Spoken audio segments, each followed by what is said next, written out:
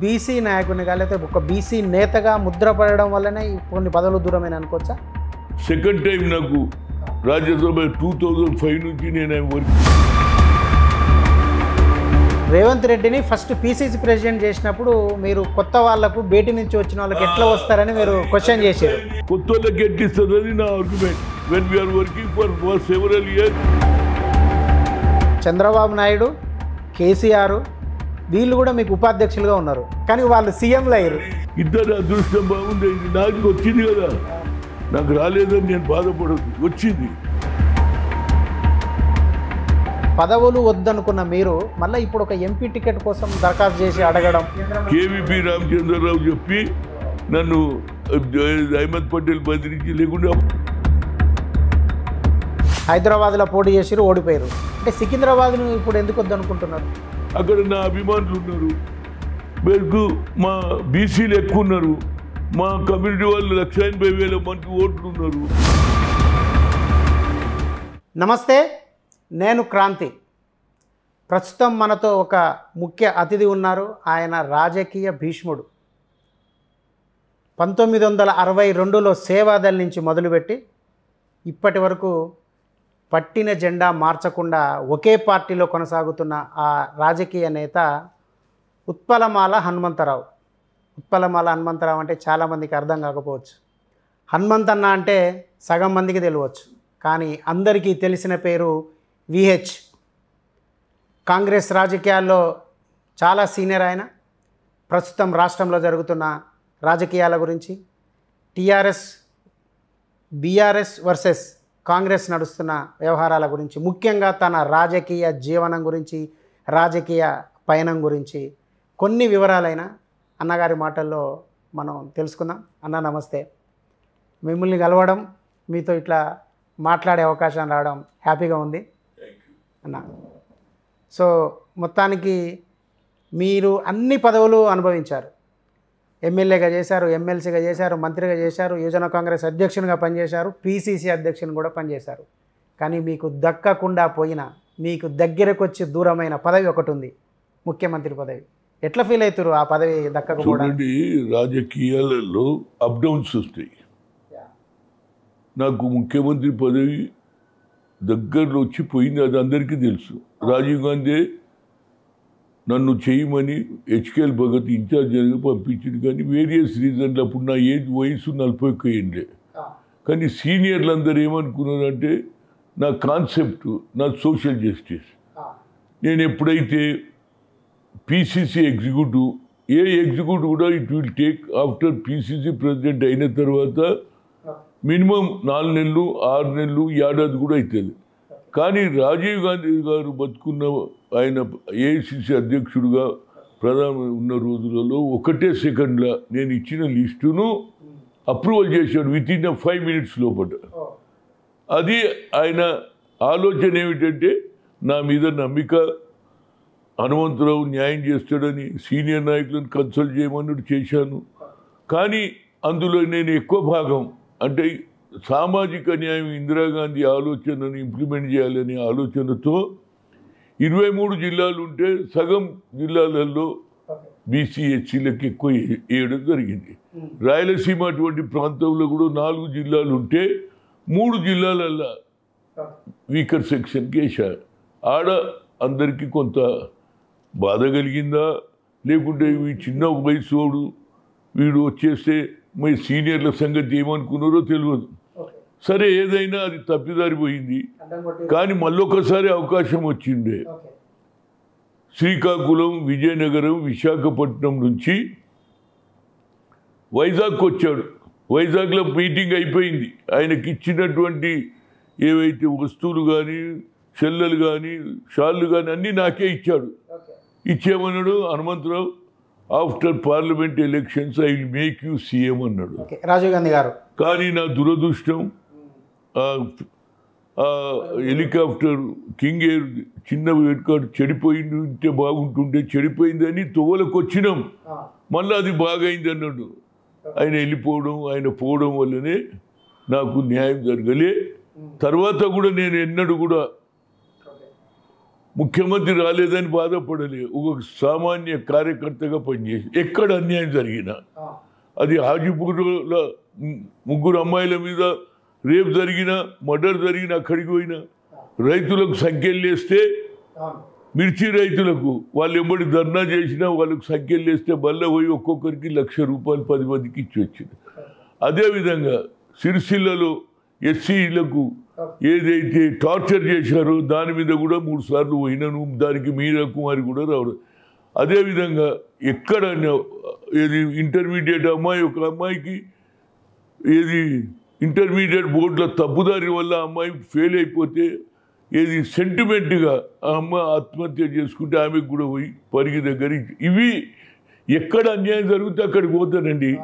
అదే అదేది ఇవాళ ఈ పర్సనాలిటీ కానీ, హెల్త్ కానీ, ఈవెన్ సోనియా గాంధీ గారు కూడా, నేను అపోలోలో ఎప్పుడైతే కరోనా వచ్చినప్పుడు ఆమె ఫోన్ చేసినాక no tablet, no injection, immediate. Yes, అంటే నువ్వు ఎప్పుడే కానీ ఒక వ్యక్తి హాస్పిటల్ ఉంటే అభిమానులు అనే వాళ్ళు ఎప్పుడైతే వస్తారో అదే మోర్ స్ట్రెంత్.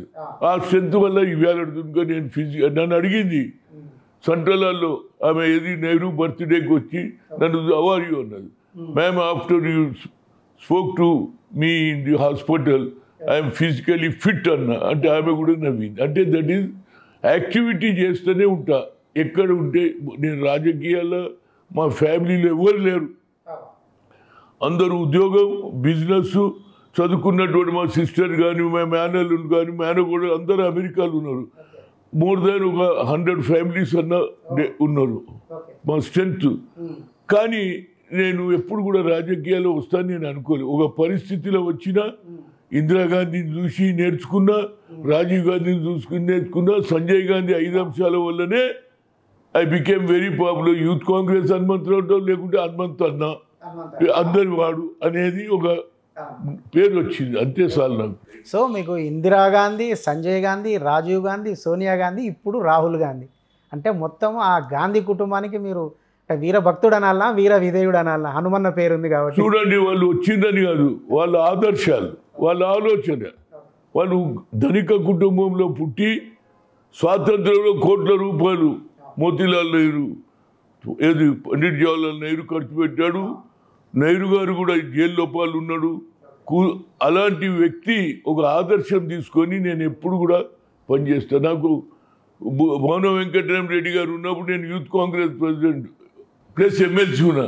నన్ను ఏమి మంత్రిగా జాయిన్ కమ్మన్నాడు. I refused.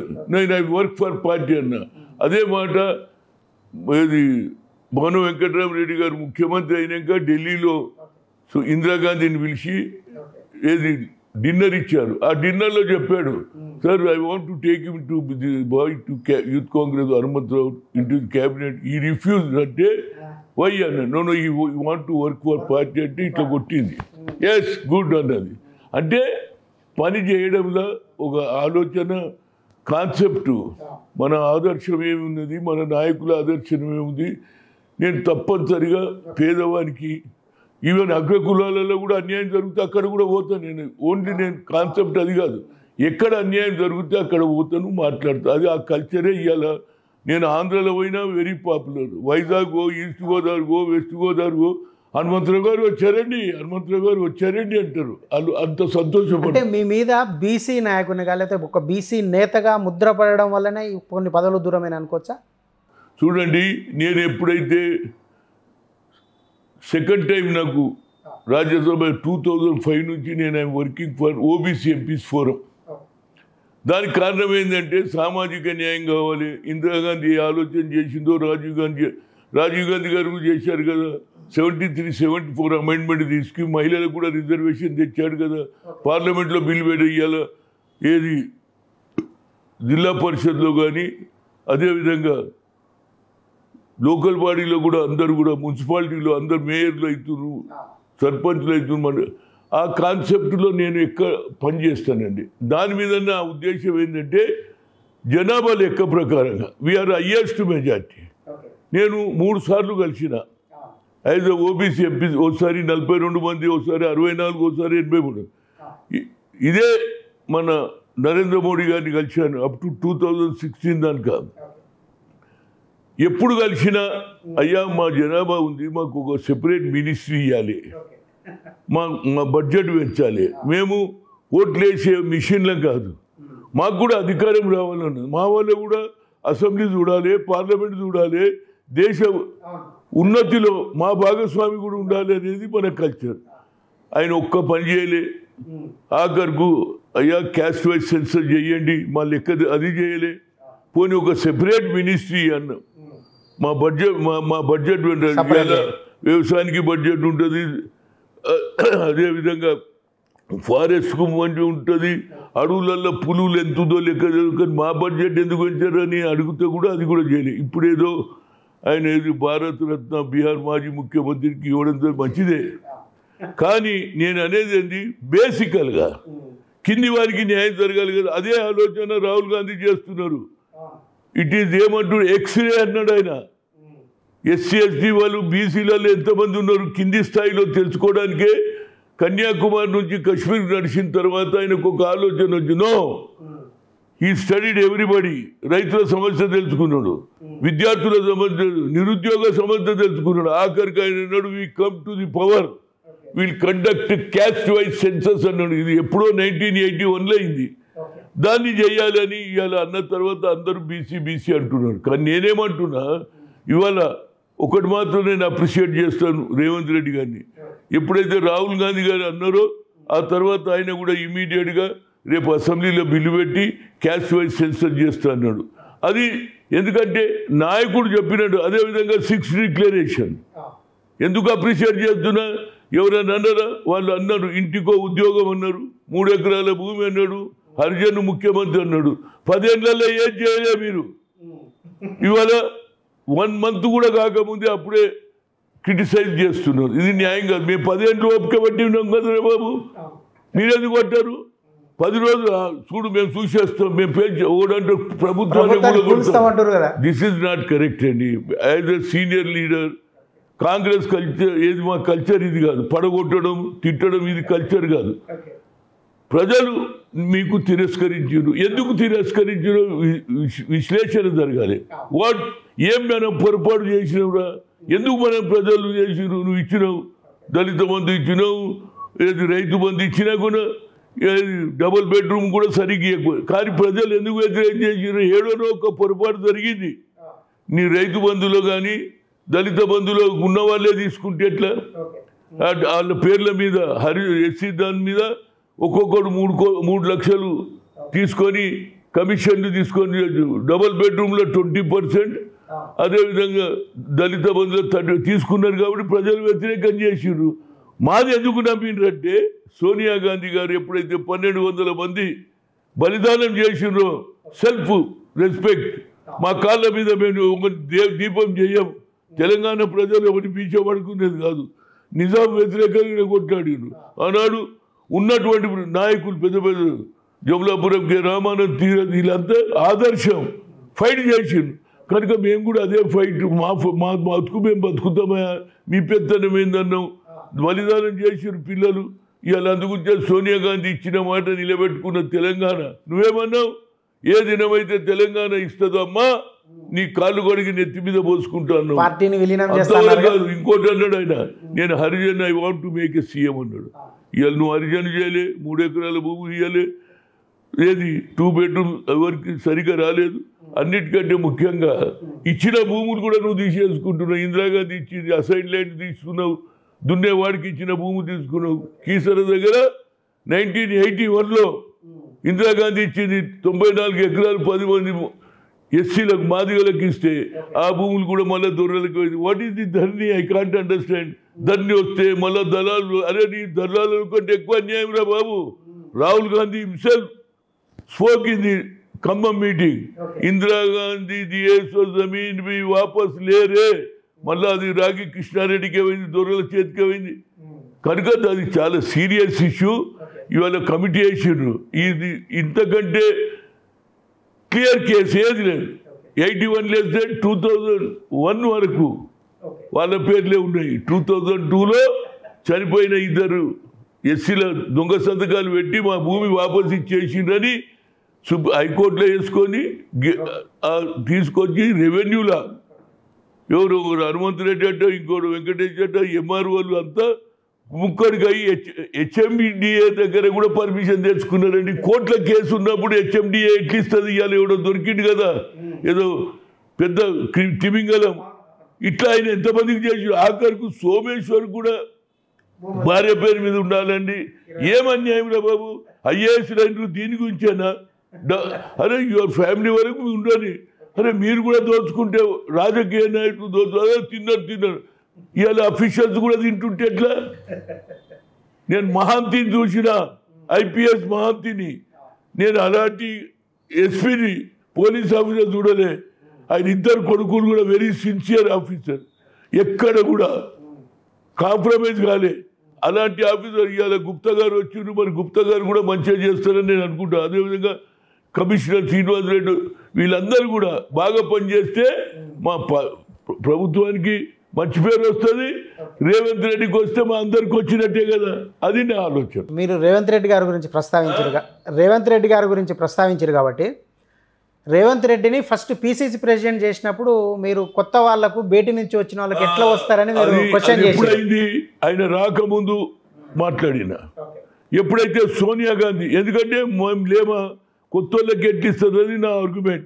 When we are working for several years ఈడ లేరా అనేది మా ఉద్దేశం. కానీ ఆయన వేరే పార్టీలకు వెళ్ళి ఎందుకు వచ్చిండ్రు, ఆయనకి ఎందుకు ఇస్తారని అన్నది నిజమే. కానీ ఎప్పుడైతే సోనియా గాంధీ అపాయింట్ చేసిందో she is my leader, I respect my leader. ఆనాడు నుంచి చెప్పినా ఏది మేడ్చల్ మీటింగ్లో, రేవంత్ రెడ్డి ఇవాళ నుంచి మా లీడర్ అపాయింట్ చేసి there is no question. Today onwards I support అన్నా, ఇవాళ దానిక సపోర్ట్, రేపు కూడా సపోర్ట్ చేస్తా. దట్ ఈస్ మై, నేను డబల్ గేమ్ ఆడ, ఏది సూటిగా మాట్లాడతా, తెలుసుకుంటా. ఆయన కూడా ఆయన వచ్చిన తర్వాత కాంగ్రెస్ ఊపు వచ్చిందా లేదా, కష్టపడ్డా లేదా, డబ్బులు ఎక్కడికి వెళ్ళి తెచ్చిండో తెలియదు, కానీ అన్ని మీటింగ్లు ఆయనే పెట్టిండు. కనుక ఆయన ముఖ్యమంత్రి పదవి ఏదైతే ఎలక్షన్ల రిజల్ట్ రాగానే who will be the chief minister అని అడిగిండ్రు. ఎవ్రీబడి వాజ్ రన్నింగ్ కదా. అప్పుడు పేపర్లో 5-6 పేర్లు వచ్చినాయి. ఎవరు జగ్గారెడ్డి అన్నారు, ఎవరు ఉత్తమ్ కుమార్ రెడ్డి అన్నారు, కోమటి, అందరు క్లెయిమ్ చేసిండు కదా.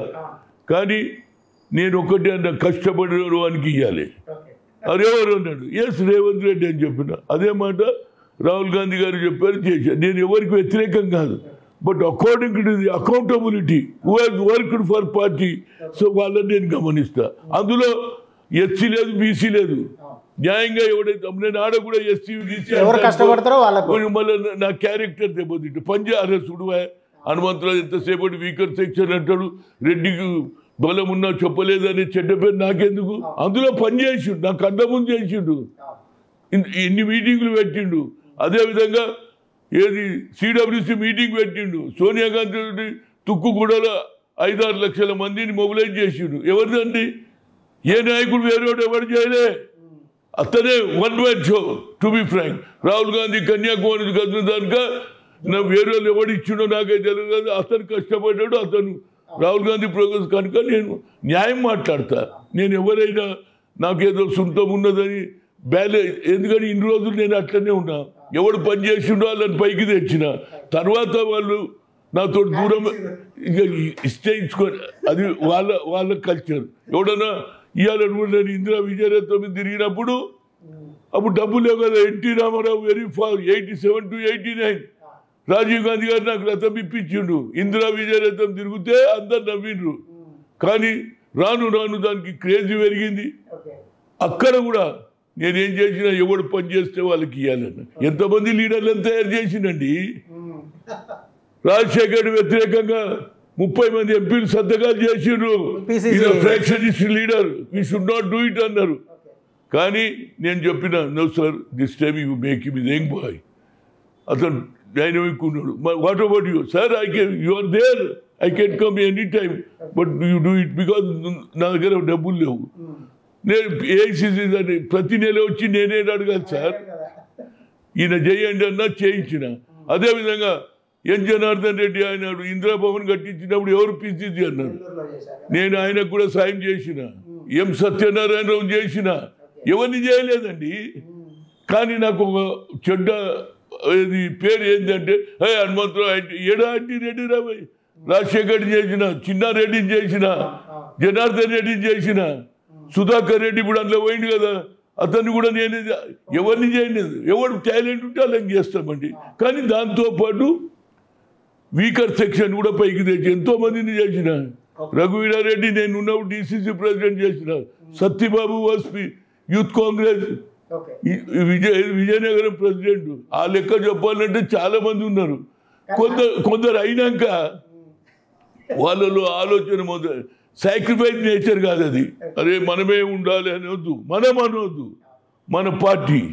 నేను మనం అని ఎప్పుడన్నా, మనము కాదు అందరము. అందుకుంటే హనుమంతన్న అందరి వాడు అయింది అనేది నా ఉద్దేశం.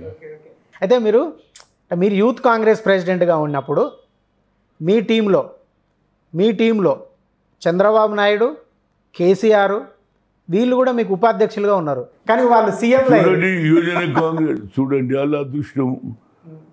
కేసీఆర్ నా దాంట్లో ఉన్నాడు. నేను యూత్ కాంగ్రెస్ జనరల్స్ ఉన్నప్పుడు అదేది ఆయన తిరుపతి పక్కకు ఉన్నటువంటి ఏదో ఉన్న అక్కడ ఓన్లీ ఆర్గనైజింగ్ సెక్రటరీ ఉండే. కానీ అతన్ని నేను వైస్ ప్రెసిడెంట్ చేసినాం, ఈయనను కూడా వైస్ ప్రెసిడెంట్. ఇద్దరు అదృష్టం బాగుంది. ఇది నాకు వచ్చింది కదా, నాకు రాలేదని నేను బాధపడద్దు, వచ్చింది. బట్ మనం లక్ లేదు. ఏదో కానీ అదృష్టం కలిసి రావాలి కదా. ఇలా మన రేవంత్ రెడ్డి చూడు, 4 ఏళ్లలో ఇవంతా చీఫ్ మినిస్టర్, వర్క్ కూడా ఆడు వచ్చిండా లేదా, టైం కూడా కలిసి వచ్చింది ఆయనకు. 10 ఏళ్లలో వీళ్ళ వ్యతిరేకం ఆయనను ఎక్స్పోజ్ చేసిండు, ప్రభుత్వాన్ని ఎక్స్పోజ్ చేసిండు, మీటింగ్లు పెట్టిండు. 6 డిక్లరేషన్ సోనియా గాంధీ ఇచ్చింది నమ్మిండ్రు. ఎందుకంటే సోనియా గాంధీ ఇచ్చిన మాట నిలబెట్టుకుంటుందని చేసిందా లేదా. So that's way. So time. అయితే అన్న మీరు మంత్రి పదవి వద్దనుకున్నారు 2 సార్లు, రాజ్యసభ కూడా వద్దనుకున్నారు, పార్టీ పదవే కావాలనుకున్నారు. అంటే పదవులు వద్దనుకున్న మీరు మళ్ళీ ఇప్పుడు ఒక ఎంపీ టికెట్ కోసం దరఖాస్తు చేసి అడగడం. పదవులు కాదు, నాకు 2008లో సోనియా గాంధీ నన్ను మంత్రి చేయాలని చూసింది, పేరు వచ్చింది. కానీ ఫైనల్ దెబ్బ ఎవరు కొట్టిరు మరి ఆయన తప్పేం కాదు. కేవీపీ రామచంద్రరావు చెప్పి నన్ను అహ్మద్ పటేల్ బదిలించి, లేకుంటే అప్పుడే అయిపోతుంది నేను క్యాబినెట్లో. అది క్యాబినెట్ పోయింది, ఇది ముఖ్యమంత్రి. ఏదైనా ఇవాళ పబ్లిక్ లైఫ్లో ఉన్న డబ్బు సంపాదించలే, కానీ పేరు సంపాదించ. ఏడవైనా ప్రజల అభిమానం ఉన్నది. చూడండి నాకు సెక్యూరిటీ ఉందా చెప్పండి, నా సెక్యూరిటీ కూడా విత్డ్రా చేసిండు. నేను ఒకసారి అడిగి చూసిన, ఇవనంటే అయిపోయాయి. ఏమంటే పోలీస్ ఆఫీసర్లు అన్నవారు నువ్వేనండి, నువ్వు అందరు ఎవరు, నువ్వు మచ్చలేని లీడరు, నేను ఎవడు నిజమే. ఎక్కడ పోయినా దిగంగానే మంది. నేను 10 కార్లలో పోను, ఒకటే కారు, డ్రైవర్ ఎవడంటే పక్కకు ఫోన్లో అంతే. ఏడికి పోయినా దిగంగానే అదే హనుమంతరావు కూడా వచ్చిందంటే రోడ్డు మీద నిలబడితే 10 మంది వస్తారు. అదే హనుమంతరావు బండి కావాలని అన్న కార్లు ఎక్కువ అంటారు. అంటే that is the bank balance. అదే ప్రజల బ్యాంక్ బ్యాలెన్స్ నాది, పేదవారి బ్యాంక్ బ్యాలెన్స్ నాది అనేది నా ఉద్దేశం. అంటే ఇప్పుడు ఖమ్మం నుంచి టికెట్ అడగడానికి ప్రత్యేక కారణం ఉందా? 2019లో కూడా అడిగారు, మీకు టికెట్ రాలేదప్పుడు, మళ్ళీ ఇప్పుడు ఖమ్మంని క్లెయిమ్ చేస్తున్నారు. చూడండి 2019లో నేను మొదటి నుంచి, ఎందుకంటే సంజయ్ గాంధీ ఉన్నప్పుడు కొత్తగూడెంలో బ్లాక్ లెవెల్ కాంగ్రెస్ పెట్టాను. అప్పటి నుంచి నాకు అక్కడ ఇంట్రెస్ట్. తర్వాత వేరియస్ రీజన్లో రంగయ్య నాయుడు పోయిండు, ఆయన పోయిండు, నేనే కదా రంగయ్య నాయుడుకు పీసీసీ ప్రెసిడెంట్ ఇచ్చిన. అదేవిధంగా మా నాదెల్ల భాస్కర్రావు పోయిండు, అవుట్ సైడర్సే పోతున్నా. కనుక నాకు కూడా ఇంట్రెస్ట్ ఏంటంటే రాజీవ్ గాంధీ ప్రధానమంత్రి ఉన్నప్పుడు 2 సార్లు పోయినా. ఎన్టీ రామారావు వద్ద చీఫ్ మినిస్టర్, వెంగళరావు వద్ద పీసీసీ ట్రైబల్ ఏరియాలో తిరిగిన, ఫ్లడ్ ఎఫెక్టెడ్. కనుక అక్కడ ప్రజలు అందరూ కోరుతున్నారు ఈసారి రమ్మన్నారు. అప్పటి నుంచి ఆడ రాజీవ్ గాంధీ స్టాచ్యూ పెట్టింది నేనే. ఇదే మల్లికార్జున్ ఖర్గే తోటి ఇనాగ్రేషన్ చేయించిన. అప్పటి నుంచి అదే కాకుండా లాస్ట్ 10 years నుంచి ఐ మేకప్ మై మైండ్. అందుకుంటే నేను అసెంబ్లీ టికెట్ వద్దన్నా, ఏది లక్ష్మణ్ యాదవ్కి ఇవ్వన్నా. సరే వేరియస్ రీజన్లో రాలేదు, అది అనుకో. పాయింట్ ఏంటంటే అందరు కూడా తప్పనిసరిగా వస్తుందని అనుకున్నాడు. 2000 నేను ఫస్ట్ అప్లికేషన్ పెట్టిన. అప్లికేషన్ అవునా రేణుకా చౌదరి గారు పెట్టలేదంటారు, అది నిజమేంతో నాకు తెలియదు. కానీ ఆమెకి ఇచ్చింది, ఓడిపోయింది. కనుక నేనేమనుకుంటా, ఆమె కూడా ఏమన్నది, ఆమె తప్పు మాట్లాడు, హనుమంతరావు ఇస్తే నాకు అభ్యంతరం లేదన్నది ఆమె. కనుక వస్తుందని అనుకున్నా. ఇక నేను ఆ డీటెయిల్లో పోలేదు, ఏమైంది ఏం కథ నేను చెప్పా. ఎందుకంటే పార్టీకి నష్టమవుతుంది, అంటే నా పర్సనాలిటీ కూడా దెబ్బతింటుంది కదా వేరియస్ రీజన్లో. సరే ఇప్పుడు నేను అడుగుతున్నా, ఇస్తే వెలంటుకుడు, లేదంటే సోనియా గాంధీ లేవటది అనుకో, గల్లీ గల్లీ తిరుగుతా, ఇంటింటికి తిరుగుతా. అది నా, ఎందుకంటే మా అమ్మ అన్నం పెట్టిన తల్లి వస్తుందంటే ఎవడన్నా వద్దంటాడా ఆయన. మరి మన రేవంత్ రెడ్డి గారు ఎక్కడికి వెళ్ళి అడుగుతారో, ఎక్కడికి వెళ్ళి ఇచ్చినా పర్వాలేదు, కానీ ఇక్కడ సీటుగా ఆమె నిలవలేకపోతే నేను అడుగుతా అంతే. అయితే మీరు చాలాసార్లు అడిగి మిస్ అయినది సికింద్రాబాద్ ఉంది. సికింద్రాబాద్ ఎంపీ స్థానం కావాలని కూడా ముందు నుంచి అడుగుతున్నారు, శివశంకర్ టైం నుంచి. మిస్ అయింది, మీకు మోసం జరిగింది. హైదరాబాద్లో పోటీ చేసిరు, ఓడిపోయారు. అంటే సికింద్రాబాద్ను ఇప్పుడు ఎందుకు వద్దనుకుంటున్నారు? చూడండి, సికింద్రాబాద్ ఆరోపణలు ఉండు. ఇప్పుడు ఏందో పరిస్థితి. లాస్ట్ టైం కూడా నేను నిజామాబాద్ అడిగిన, నాకు ఇయ్యలే. మళ్ళీ నేను ఇప్పుడు చేంజ్ చేస్తానుకో, ఏదో ఒక దాని మీద ఉండాలండి. ఇక్కడికి వెళ్ళి ఆడ కాలు పెట్ట, అక్కడ నా అభిమానులు ఉన్నారు, మా బీసీలు ఎక్కువ ఉన్నారు, మా కమ్యూనిటీ వాళ్ళు 1,80,000 ఓట్లు ఉన్నారు, వాళ్ళందరూ రమ్మంటున్నారు. ఎందుకంటే అర్ధరాత్రి వినిస్తాం పలికేటోడు, ఎక్కడ అన్యాయం జరుగుతుందో వాళ్ళే. ఈవెన్ కమ్మాస్ కూడా హనుమంతరావు మంచోడా, ఈవెన్ రెడ్డిస్ అంటున్నారు. నేనేమో ఏమన్నా ముక్కుసూటిగా మాట్లాడతారు, కానీ మనసులో ఏది పెట్టుకోడు. మనం ఏది పోతే సాయం చేస్తాడు అనే కల్చర్ నాది. కాబట్టి అక్కడ రైతులకు సంఖ్యలు ఇచ్చినా కానీ, అక్కడ ఏదో ఒక ఫారెస్ట్ ఆఫీసర్ చంపినప్పుడు కూడా పోయినా ఇంటికి పోయి ఇచ్చి వచ్చిన. ఏదో ఒకటి ఏంటంటే పేపర్ చూసి చదువుతుండే ఏదో అన్యాయం జరిగిందనే కదా ఇమీడియట్గా పోతా. I'm the first person, before government పోకముందు పోతా. పోతే ఏంది, ఒక అభిమానం పెరుగుతుంది, ధైర్యం. అరే ఓ పెద్ద అయినా అంత దూరంకి వెళ్ళి వచ్చిండ్రా అని వాళ్ళకు ఒక మనోభావం. అరే ఎవడు రాకపోతే ఎవడు అడుగుతలేడా అంటారా లేదా. కనుక ఆ నేచర్ నాకు ఉన్నది అనేదే నా ఉద్దేశం. ఈ ఎన్నికల్లో అంటే మొన్నటి 23 ఎన్నికల్లో కాంగ్రెస్ అధికారంలోకి వచ్చింది. కానీ ఇప్పుడు జరుగుతున్న ప్రచారం ఒక 6 నెలల్లో ప్రభుత్వాన్ని కూలుస్తాం అని డైరెక్ట్ బీఆర్ఎస్ ప్రకటిస్తుంది. అంటే హరీష్ రావు చేస్తున్న విమర్శల్ని కానీ, కేటీఆర్ చేస్తున్న విమర్శల్ని కానీ మీరు ఎట్లా చూస్తారు? ఇక దీనికి జవాబు ఒక్కడే చెప్తా. ఒక లేమన్ చదువుకున్నాడు, లేకున్నా బర్రెలు కాసేటోడు కూడా ఈ మాట మాట్లాడాడు. బర్రెలు కాస్తాడు కదా, ప్రభుత్వం ఎట్లా గుర్తుందని చెప్తాడు. అరే మొన్ననే వచ్చింది, ఎవడన్నా అడిగిండు అనుకో, ఏమరా ఎట్లా వస్తుందా, మొన్ననే గెలిచిండు కదా, 6 నెలలు ఎట్లా ప్రభుత్వం పడిపోతుంది, 5 ఏళ్ళు ఉంటారని వాడు అంటుంటే వీళ్ళేమో కూలిపోతుంది, ఇక తేలిపోతుంది అని. ఇది డెస్పరేట్, దెబ్బతిన్నోడు వానికి ఏం అర్థం కదా, ఎవడన్నా దన్ను అని కొట్టిండు అనుకో తిరుగుతుండే, అట్లున్నది అలా పని.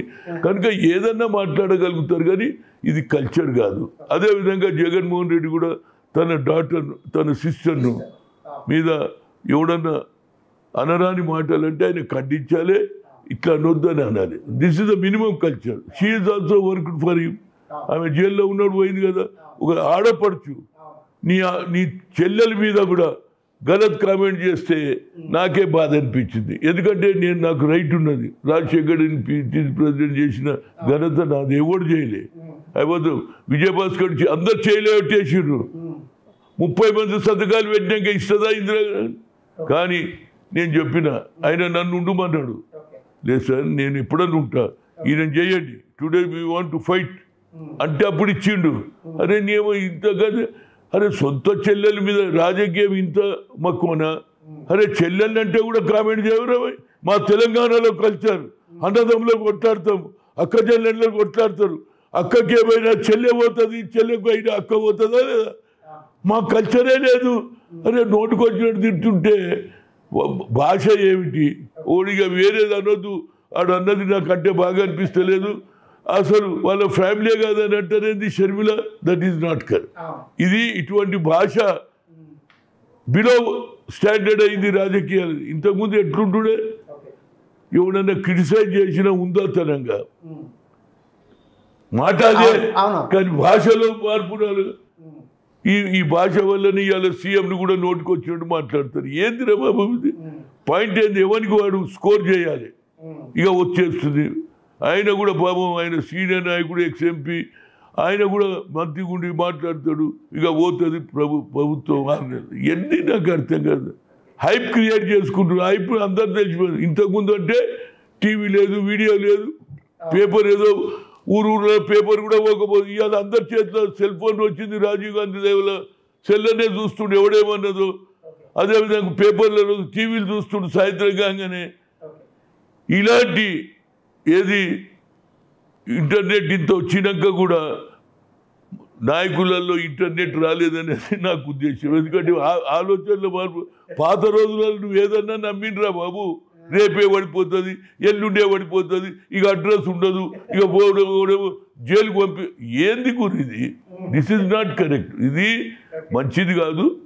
ఈ పద్ధతి వచ్చే తరం వారు కూడా ఆలోచన చేయాలి. నేను మన పి నరసారెడ్డి గారు ఆయన సంతాపం ఎటువంటి వ్యక్తి అండి? రెవెన్యూ మినిస్టర్, కేంద్రంలో ఎంపీ చేసిండు, రెవెన్యూ మినిస్టర్ చేసిండు. తన సొంత భూమి కూడా 51 ఎకరాలు 51 ఎకరం ఉంటే పేదలకు వచ్చిండు. ఆ కల్చర్ ఇప్పుడు ఏమైంది? Politics became a business. పెట్టుబడి సారా దుకాణాలు వాడినట్టు, బట్టల దుకాణాలు, ఫ్యాక్టరీ పెట్టినట్టు అనుకుంటున్నారు. That is not correct. We came to the help for the people. సాయం చేయమను. దేవుడు ఏడున్నాడు, ఆడనే ఉన్నాడు. ఎవరికి సాయం చేస్తాడు? మాధవ సేవే మానవ సేవ అన్నారా లేదా? అది మర్చిపోతున్నారు. ఆ కల్చర్ రావాలనేది ఫ్యూచర్లో నా కోరిక. అంతే. సాగునీటి ప్రాజెక్టులకు సంబంధించి అంటే కృష్ణా రివర్ బోర్డుకు సాగర్ను శ్రీశైలాన్ని అప్పచెప్తున్నారు. మీరు నల్గొండ నుంచి ఒక పెద్ద బహిరంగ సభ పెట్టి ఉద్యమం స్టార్ట్ చేస్తానని కేసీఆర్ వాళ్ళ మీటింగ్లో చెప్పుకున్నాడు. చూడండి, అది ఎంతవరకు అప్పచెప్పిండా లేదా అనేది వాళ్ళు చేస్తారు. అసలు కేసీఆర్కి ఇవి కృష్ణా ప్రాజెక్టుకి అప్పచెప్తే అది అన్యాయం. మనం ఫైట్ చేయాలి. మన హక్కుల గురించి కొట్లాడినాం. మనం ఇవాళ వేరిపోయినా ఏమన్నాము? ఇవాళ కూడా మనకు ఏమడుగుతాం? మాకు న్యాయమైంది ఇవ్వమంటున్నాం. అక్కడ కూడా అన్యాయం జరుగుతుంది కదా. ఏది స్పెషల్ స్టేటస్ వాళ్ళు కూడా అన్యాయం జరిగింది కనుక. కానీ మన వాటాను తగ్గించుకొని వాళ్ళకు ఆంధ్రకు అప్పచెప్పిందంటే అది నేరమే. అది నిజమా కాదనేది తెలుస్తుంది. మేము చేయలేదని వాళ్ళు అంటున్నారు. మరి మన ఉత్తమ్ కుమార్ రెడ్డి గారి దగ్గర కానీ, రేవంత్ రెడ్డి దగ్గర కానీ, బట్టి దగ్గర వాళ్ళ లెక్కలు ఉన్నాయి. అది చేస్తే ఇంతకంటే అన్యాయం ఏమిటండి? మన ప్రజలు మనకు రావాల్సిన వాటా తీసుకొని వాళ్ళకి ఇచ్చింది ఇవ్వాలి. అంతేగాని మనం వాళ్ళకే కేంద్రానికి అప్పచెప్తే కేంద్రం ఏదన్నా రేపు ఎలక్షన్ గురించి సాయం చేస్తుంది కదా. చేస్తే వాళ్ళు బాగుపడితే మేమేం కావాలి అనేది మా ఆలోచన. అది నా ఉద్దేశం. ఇరిగేషన్ ప్రాజెక్టుల గురించి మీరు పాదయాత్ర కూడా చేశారు గతంలో. ఎస్ఎల్బీసీ అంటే తిరిగిరు, ప్లస్ రెండో వరద కాలువ గురించి కరీంనగర్ నుంచి కూడా తిరిగిరు. కాబట్టి మీకు ఇరిగేషన్ ప్రాజెక్టులలో రాష్ట్రంలో 10 ఏళ్లలో విపరీతమైన అవినీతి జరిగింది. ఆ అవినీతి వల్లనే కాళేశ్వరం దెబ్బతిన్నది అన్న విమర్శ. ఇంతకంటే నాగార్జున గారు ఎప్పుడు కట్టించారు? మేము కాలేజీలో చదివేటప్పుడు కట్టి సంజీవ రెడ్డి వచ్చింది తెలుసు మాకు.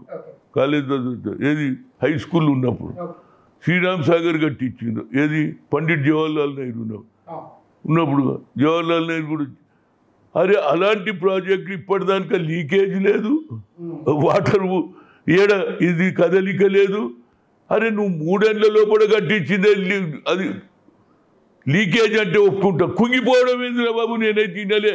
ఎవడన్నా సామాన్యుడు పేద రైతు ఒక ఇల్లు కట్టుకున్నా, ఒక ఎస్సీ కానీ, ఒక బీసీ కానీ, ఒక మైనార్టీ కట్టుకుంటే జమీన్ మే క్యా హై? ఉదా సర్వే అవుతుందా? రాళ్ళు ఉన్నాయా, రప్పలు ఉన్నాయా, నీళ్లు ఉన్నాయా? వీడు ఇంత పెద్ద ప్రాజెక్టు కడితే లోపం ఏడ కనిపించిందంటే ఏ ప్రాజెక్టు కూడా లీకేజ్ తోటి అవుతుంది. ఫ్లడ్ ఫోర్స్ ఇది లీకేజ్ కాదు, కిందికి పోయిందా? ఇది ఎక్కడ పనిచేయాలి? ఇల్లు అది కూర్కాలు కాదు. కింద మట్టి చూడలే, నీళ్లు చూడలే, రాయి చూడలే. కుంగిపోయిందంటే ఎవడే కన్నా ఇల్లు కట్టుకునేటోడు మొదలు భూమిని చూస్తాడు రా బాబు. ఇంత పెద్ద ప్రాజెక్టు కడితే అసలు కిందనే చూడలే. మీరు దబదబ కట్టాలి కదా.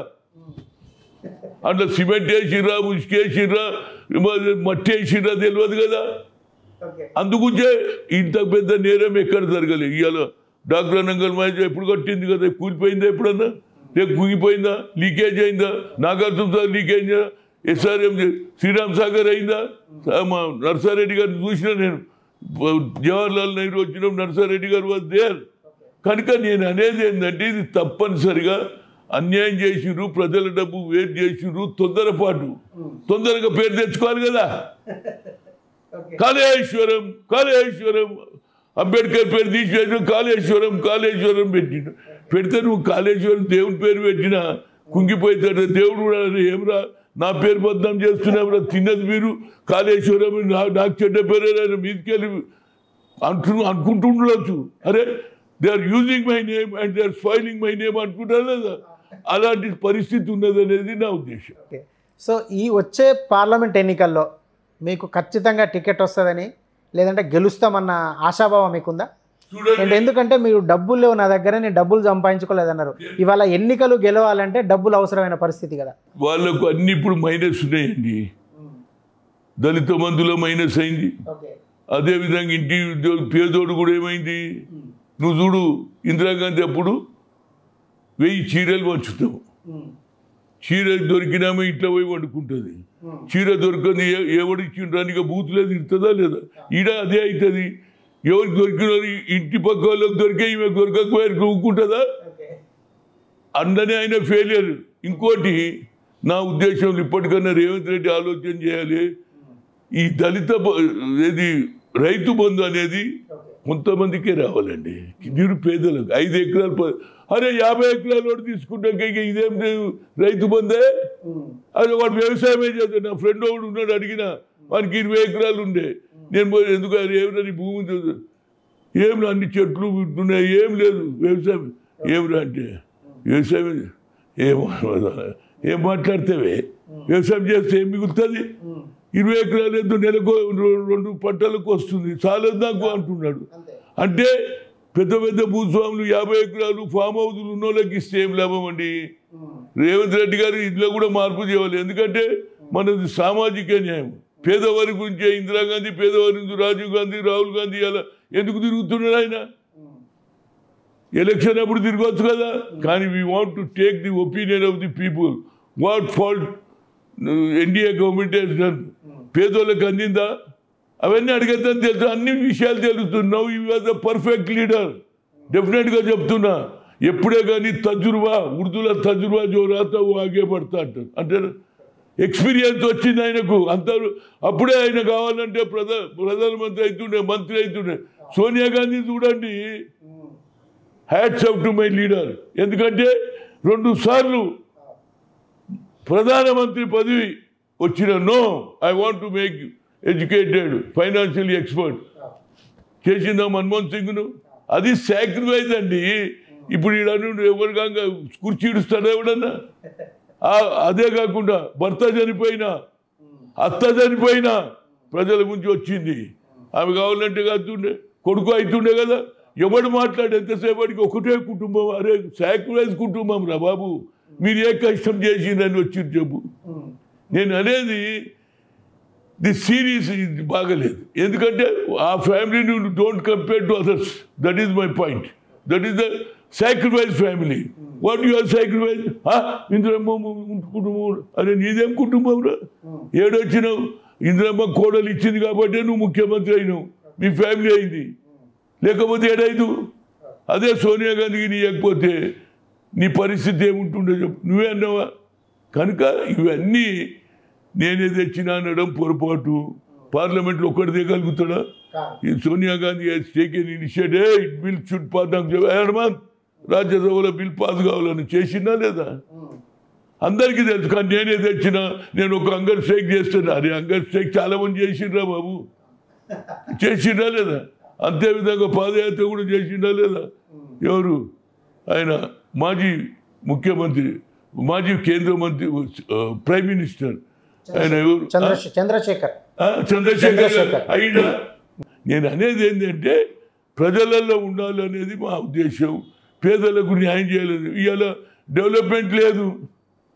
హిందూ హిందూ హిందూ హిందూ హిందూ రామ్ రామ్ जाकर शंकर भगवान राम गंगा शंकर गंगा किशन भैया. अरे भैया भगवान को कब तक रहे? मेरा नाम ही हनुमान है. मेरे से ज्यादा राम भक्त कौन हो सकता? వాళ్ళు డెవలప్మెంట్ మీద ఓట్లేసి మన అడుగుతలేరు. చేసింది ఏదో చెప్పమని చెప్తారు. ఎంతసేపు ఇప్పుడు నేను నిన్న టీవీలో చూసి, నిన్న ఆయన పార్లమెంట్లో మాట్లాడింది చూసిన. ఇక మూడోసారి నా నిర్ణయం అంటే ఇక ఏం నిర్ణయం రాబోయి తుర్కోలో నిలగొడతావు దేశంలోకి వెళ్ళి అదనే చెప్పు. 370 అన్నావు, 3 తలాక్ అన్నావు. ఇక మిగిలింది ఏది ఒకటే, ముసల్మాన్ కు హటావ్ హిందూ దేశ్ బనావ్ అనే దాని మీద చెప్తాడు అనేది నా ఉద్దేశం. ఎందుకంటే మూడోసారి ఏం నిర్ణయం ఆయన ఏదైనా చేయగలుగుతాడు. ఎందుకంటే 400 సీట్లు వస్తాయని అప్పుడే డిక్లేర్ చేస్తుడు. 370 మేమే అప్కి బార్ नरेंद्र मोदी की सरकार कितने बढ़ता देते रे भाई, कितने लोगों का फायदा करा. आज गरीब भीख मांग रहे 25 కోట్ల మందికి ఏది గ్రాఫ్ కిందికెళ్ళి మీద ఏడాది వచ్చిన సూచించి ఒకటి అంటే 25 కోట్ల మందిని నేను వాళ్ళ జీవితాలు ఏడబాగు చేసిండ్రా. నాకైతే 15 లక్షలు ఇస్తాను ఇచ్చిన బ్లాక్ మనీ, పోనీ ఇంటికో ఉద్యోగం ఇచ్చినా లేదు. ఆఖరు పబ్లిక్ సెక్టర్లను కూడా ప్రైవేట్ పరం చేసిన అదానికి ఇస్తే అన్న మా రిజర్వేషన్ ఉంటుంది, ఎస్సీ ఉండదు, ఎస్టీ ఉండదు. ఉన్న ఉద్యోగాలే ఓడగొడుతున్నాయి. ऊपर लाया तेरे हाथ में टीवी है, मीडिया है, बोलते जा, मगर नीचे सबको मालूम हो गया ये देश को हिंदू देश बनाने के सिवा इनका कोई काम नहीं है. आज आरएसएस बीजेपी का काम एक ही है, नो डेवलपमेंट, हिंदुइज्म. సో అంటే రేపు కేంద్రంలో కాంగ్రెస్ ప్రభుత్వం వస్తుంది, బీజేపీని ఓడగొడుతుందన్న విశ్వాసంతో ఉందా మీరు? 100కి 100 రూపాయలు అండి ఆయన తిరిగే తీరు. ప్రజలలో ఎవరైనా అనుకున్నారా ఇక్కడ ప్రభుత్వం కేసీఆర్ ఉంటాడని అనుకున్నారా లేదా? ఆ దిమ్మ తిరిగిపోయి దెబ్బవడంగా అందరు పరిశ్రమ ఈరోజు కూడా అట్లనే అవుతుందో అంటున్నా. ఎన్ని చెప్పు, ఈజ్ నాట్ అన్ ఎనీథింగ్. మణిపూర్లో ఏమవుతుంది?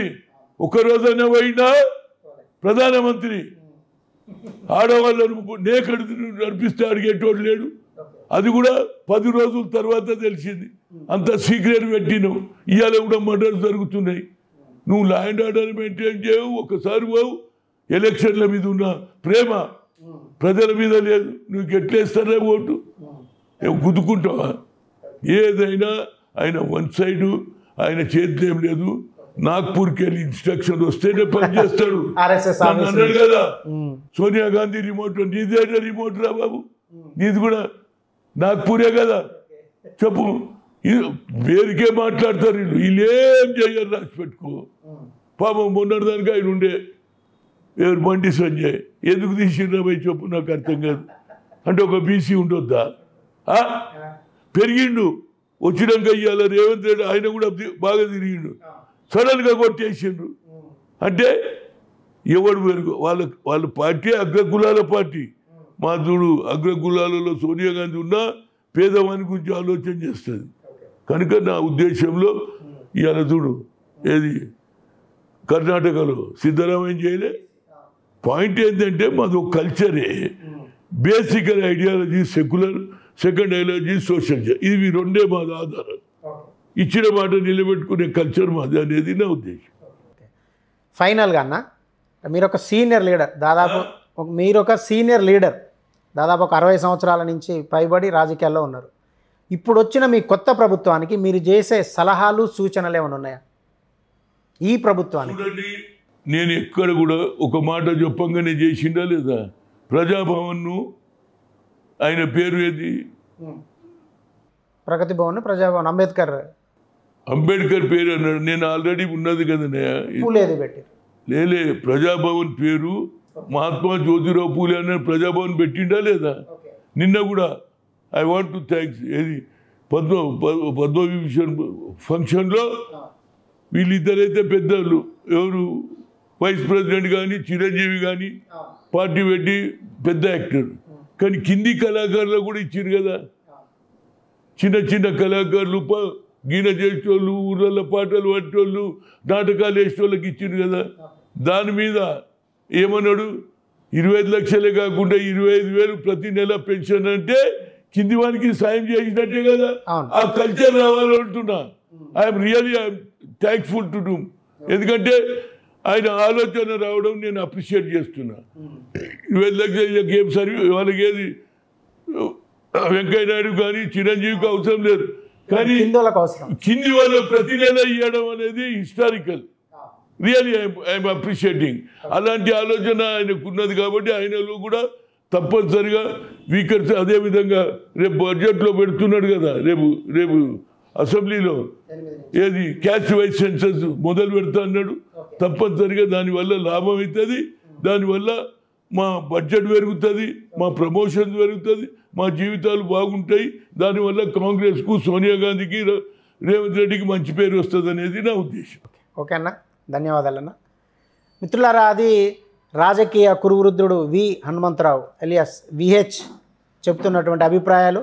కేంద్రంలో ఈసారి ఖచ్చితంగా రాహుల్ గాంధీ నేతృత్వంలో కాంగ్రెస్ ప్రభుత్వం అధికారంలోకి వస్తుందన్న విశ్వాసాన్ని ఆయన వ్యక్తం చేస్తున్నారు. ఎందుకంటే దేశవ్యాప్తంగా ఇప్పటికే జోడో యాత్ర తర్వాత ఇప్పుడు న్యాయ యాత్ర కూడా జరుగుతుంది.